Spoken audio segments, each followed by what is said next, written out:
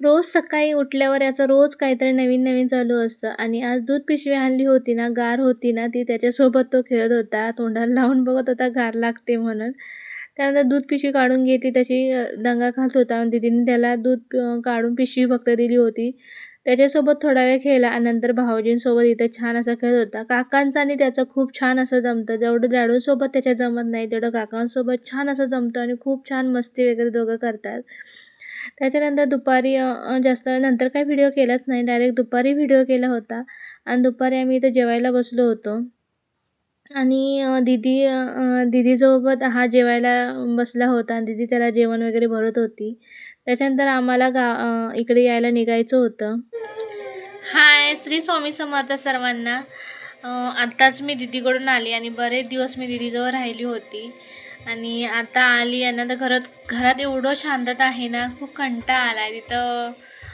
साधारण 8-10 दिवस तर राहिली मी आणि एवढे दिवस कधी गेले कळलेच नाहीत मला आणि आता आली आहे मी. दीदी मला आता सोडून गेली. झालं अर्धा तास झाला असेल ती गेल्यावर.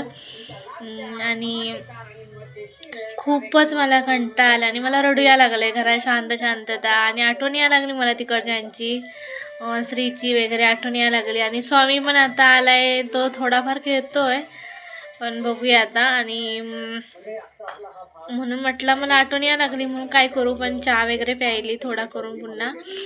दीदी आलेली, त्याच्या ड्रेसला शिलाई वगैरे मारायची होती, ती मारून दिली आणि लगेचच गेली. कारण लेटच निघालेलो आणि परत तिला जायला वगैरे बस पाहिजेत म्हणून ती लगेच गेली. त्यांना पण तिकडे खूप कंटाळा येईल, पण किती दिवस राहणार ना. इकडे थोडा प्रॉब्लेम पण होता म्हणून मला यावं लागलं. लगेच नाही आली आहे. बरेच दिवस झाले मी तिकडे राहिली आणि रोज सांगत होती उद्या जा उद्या जा. आज पण ती राहा बोलली होती, पण नाही, राहायला बरेच दिवस झाले होते आणि इकडे पप्पांना पण दवाखान्यामध्ये ॲडमिट केल्यामुळे मला यावं लागलं आणि मला आता आठवण येते आहे. त्यामुळे काय करू म्हटलं, असंच राहिली ना तर थोडं टी व्ही वगैरे लावली मी आणि चहा वगैरे करून प्यायली आत्ताच. आणि आता जेवणाचा थोडा व्हिडिओ वगैरे सुरुवात केलं तर जरा त्यामध्ये हे होईल म्हणून मी जरा व्हिडिओला सुरुवात वगैरे केली.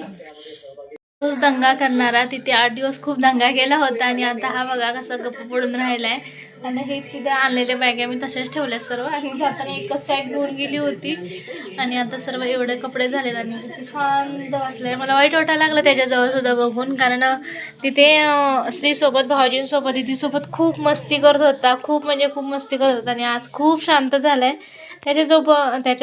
जवळ सुद्धा बघून मला खूप वाईट लागलं. तर आता बॅगा वगैरे आणल्यात सगळं. दीदीने मशीनमध्ये सकाळी येता कपडे लावून दिले होते, वाळत घालायचे आहेत, ते वाळत वगैरे घालते आणि आता स्वयंपाकाला वगैरे लागतं. तर परी आणि मीच आहे जेवणात, त्यामुळे जास्त काही नाही, भात आमटीच तेवढं बनवणार आहे. बघूया आता काय बनवायचं ते.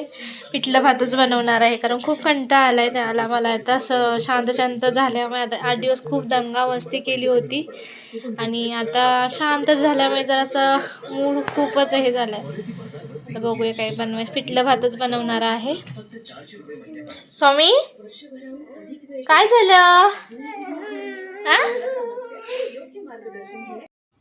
दीदीकडून ज्या बॅगा आणल्या होत्या ना, त्या सर्व काढून घेत होती आणि जे काही आम्ही खरेदीला वगैरे गेले त्यातले थोडेफार काही आणलं होतं ते पण सर्व काढून वगैरे घेतलं आणि दीदीने येता जे मशीनला कपडे लावून दिले होते ना, ते थोडेफार ओले होते.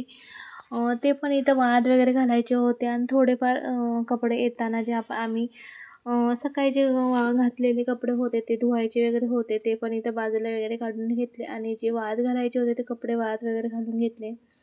आता बाकीचं काही करणार नव्हती, फक्त भात आणि आमटीच बनवायची होती. त्यामुळे जास्त वेळ पण लागणार नव्हता. पण दुपारी दीदीजवळ येताना परीने काय व्यवस्थित जेवली नव्हती.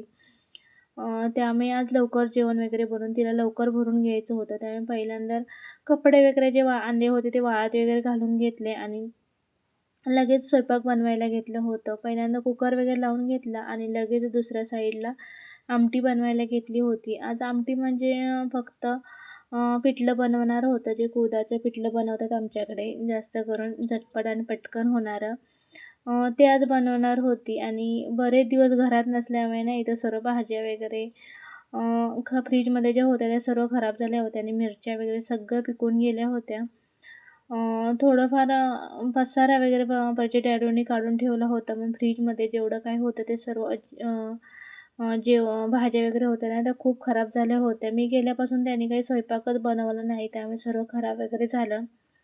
लगेच जेवण वगैरे बनवलं आणि परीला वगैरे भरून घेतलं आणि नंतर काही जास्त व्हिडिओ वगैरे बनवलाच नाही, कारण आल्यावर कंटाळा आला होता. त्यामुळे मी जेवढे व्हिडिओ वगैरे थोडंफार एडिट करायचे होते ते एडिट वगैरे केले आणि लवकरच आज झोपून दिलं. कारण परचे डॅडो आज पुण्याला गेले होते, त्यामुळे घरी पण शांत शांत वातावरण होतं आणि त्यामुळे खूप कंटाळा आला होता. कारण परचे डॅडो असते तर थोडाफार कंटाळा आला नसता, पण एकटे असल्यामुळे खूप कंटाळा आला.